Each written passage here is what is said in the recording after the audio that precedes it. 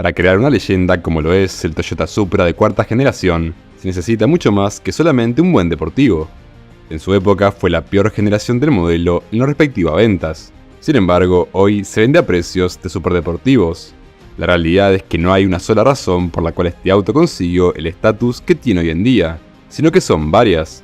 La pregunta entonces es si merece toda la fama que tiene actualmente. El Supra nació en el 78 como una variante de mayor performance del Toyota Celica, y si bien compartía algunos componentes con su hermano, el Supra tenía un toque propio, y gracias a su velocidad de potencia empezó a ganar cierta reputación. La segunda generación siguió bajo el nombre de Celica a principios y mediados de los 80s, y fue ahí cuando el modelo empezó a ganar clientes. Se hizo conocido por su avanzada tecnología, incluyendo inyección electrónica de combustible y teniendo disponible un motor turboalimentado. Con la tercera generación, los lazos entre el Supra y el Celica finalmente se rompieron, y este nuevo modelo independiente recibió un diseño mucho más muscular y agresivo. Fue en esta generación que su imagen de icono deportivo se consolidó. Está equipado con motor de 3 litros y 6 cilindros en línea, cuya variante tope de gama además ofrecía un turbo, que a la gente le gustó bastante. Fue en 1993 que se presentó la cuarta generación del Supra, un modelo sumamente especial que ha estado en desarrollo durante 4 años. El jefe del equipo de diseño fue Isao Suzuki.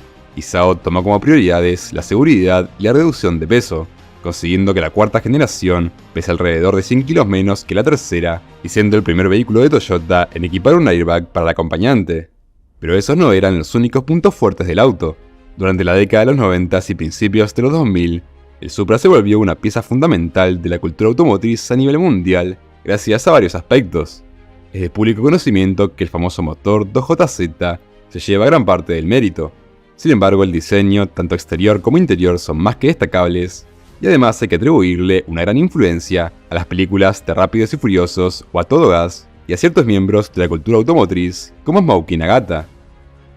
Desde su lanzamiento estaba claro que los diseñadores tenían una cosa en mente: performance.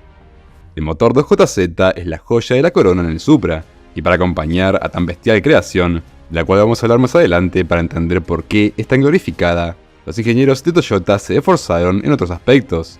Para reducir el peso, usaron aluminio en varias piezas, y hasta un volante de aleación de magnesio, que me gustaría saber cuánto peso se ahorraron realmente con este detalle, pero que se nota el esfuerzo, se nota. Inclusive con toda la tecnología, entre los que destacaban en la época los airbags, el control de tracción y el control de climatización, el Supra logró su cometido de ser más liviano que su predecesor.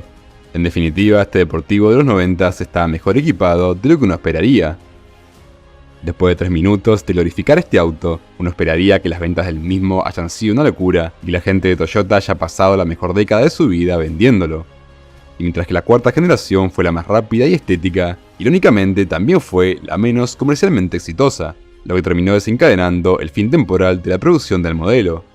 Los mejores números de ventas los tuvieron durante el primer año, cuando por aquella época uno no podía encontrar un producto como este, pero con la aparición de otros modelos que le competían fuertemente, con velocidades similares y precios hasta más bajos, las ventas del Supra fueron cayendo año tras año. Sumado a esta nueva competencia, el mercado empezó a inclinarse más hacia las pickups y las SUVs, lo que tampoco ayudaba a las ventas de este deportivo.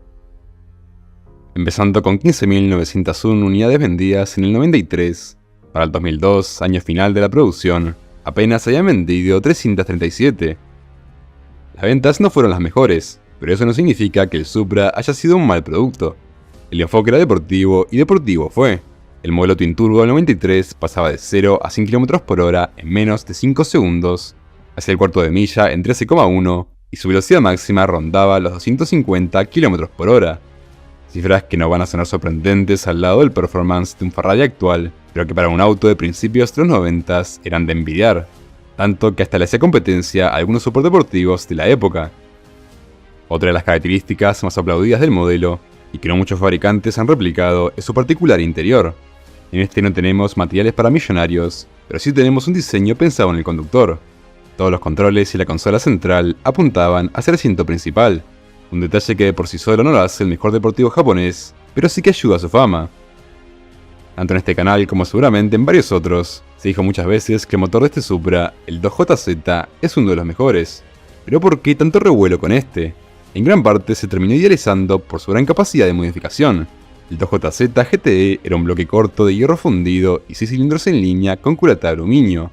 El bloque de hierro fundido tiene la fuerza necesaria para contener mucha más potencia de la que originalmente le hicieron producir al motor, y el aluminio ahorra bastante peso. Además, las culatas de aluminio disipan el calor más rápido que las de hierro, lo que reduce la probabilidad de detonaciones catastróficas y permite relaciones de compresión más bajas. La culata también controla el flujo de aire, por lo que el hecho de que ésta sea de aluminio significa que el aire frío que sale del turbo se enfría aún más en su camino hacia la cámara de combustión. Con esto entendemos cómo es posible que muchas personas hayan conseguido sacar con el bloque original el doble o el triple de la potencia con la que venía este auto de fábrica, algo que si se intentara con la gran mayoría de motores resultaría en un desastre. En la familia del 2JZ tenemos al 2JZ GE, un 6 cilindros en línea naturalmente aspirado de 3 litros, al 2JZ GTE, un motor de 6 cilindros en línea de 3 litros, pero con doble turbocompresor, y al 2JZ FE, una vez más 6 cilindros en línea y 3 litros, con inyección directa y aspiración natural. Este último en realidad no se usó en el Supra, por lo que nos quedamos con los primeros dos, ambos ubicados en la parte delantera del modelo pero con una fama muy desigual. El 2JZ GTE, la versión turboalimentada, recibió mucho más amor y con justa razón. No solamente es la variante del 2JZ GE con turbos, y por ende con más potencia, sino que a los ingenieros de Toyota hay que aplaudirlos. Las variantes europeas, norteamericanas y japonesas no tenían todas la misma potencia. Afuera de Japón se declararon 320 caballos, mientras que en este la potencia era de 276, para cumplir con el pacto de caballeros que regía entre los fabricantes del país por aquella época. Las versiones de exportación fueron equipadas con turbos más resistentes, inyectores de combustible más grandes, entre otras cosas. Dicho esto, uno tendría que pensar que la diferencia de potencia se debe a estas diferencias mecánicas y que la potencia declarada para el mercado japonés era verídica. Sin embargo, por la época, algunos talleres testaban al modelo y encontraban números de entre 300 y 350 caballos. Lo más interesante de todo, y con lo que de verdad se lucieron los ingenieros de Toyota, es con el sistema de turboalimentación. Los turbos estaban instalados de manera secuencial y no en paralelo. Uno de los turbos estaba diseñado para alcanzar su máximo torque a apenas 1800 vueltas, mientras que el segundo lo hacía a las 4000. Pasando ese número, ambos turbos operaban a su máxima capacidad. Gracias a esto se consiguió una mejor respuesta en el acelerador, una relación relativamente lineal en la entrega de potencia, y se redujo significativamente el lag del turbo. Sin embargo, muchos propietarios optaron por cambiar el sistema biturbo por un único turbo más grande, un método menos complicado de inducción forzada, aunque la potencia era sacrificada en la parte baja de la gama de revoluciones. Cuando el turbo alcanzaba su pico, ésta se disparaba. En la actualidad, esta generación del Supra es la más admirada y por lejos. En cualquier reunión de autos no va a ser raro que este modelo se lleve gran parte de la atención, y eso se debe en gran medida gracias a Rápidos y Furiosos. Las primeras entregas de esta saga son las más icónicas y las que la mayoría de personas recuerda con cariño. Fue en la primera que Brian O'Connor, el personaje de Paul Walker, maneja aquel Supra naranja que todos conocemos. De por sí la nostalgia juega un rol muy importante a la hora de hacer saltar a la fama a este modelo. La muerte de Paul ayudó a que tanto él como el auto se volvieran legendarios.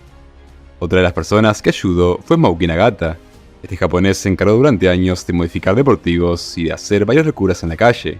A finales de los 90, usó un Supra enormemente modificado en las autopistas del Reino Unido para alcanzar los 317 km/h, acción por la cual fue arrestado y expulsado del país. Una década después, volvió a llamar la atención de todo el mundo cuando le puso un motor V12 proveniente de un Toyota Century a otro Supra, este último también bastante modificado estéticamente. Gracias al culto que se le hace a esta cuarta generación, hoy en día los ejemplares en buenas condiciones tienen precios que nadie se hubiera esperado hace 30 años. Precios por arriba de $200.000 por un deportivo que en su momento, de fábrica, costaban de $30.000 y $50.000. La pregunta final es si el tan aclamado Toyota Supra está sobrevalorado.